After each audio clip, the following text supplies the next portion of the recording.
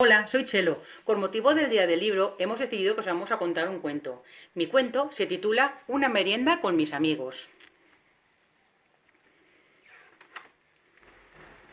Volando por la pradera va la mariposa Eva. Lleva muchas golosinas envueltas en seda fina. Voy a comérmelas todas y a nadie daré una sola. Zumbando sobre las lilas llega la abejita Mila y Eva esconde sin demora sus dulces bajo una roca. Mila no se ha dado cuenta y la invita a una merienda. ¡Imposible!, dice Eva. He de hacer una tarea. La abejita se entristece y además la compadece. Lo siento por ti, murmura, pues un bote de miel pura podrías comerte conmigo y con todos mis amigos.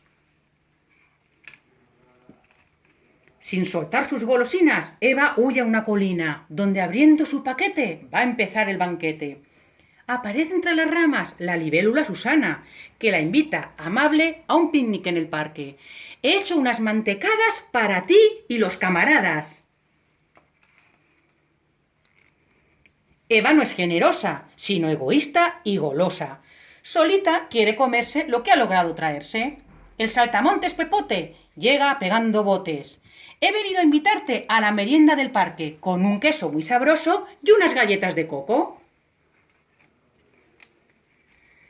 Eva le vuelve la espalda y se oculta entre unas malvas.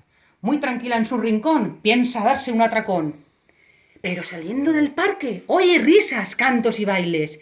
Y con algo de tristeza se dice al pensar en la fiesta: debe ser divertido merendar con los amigos.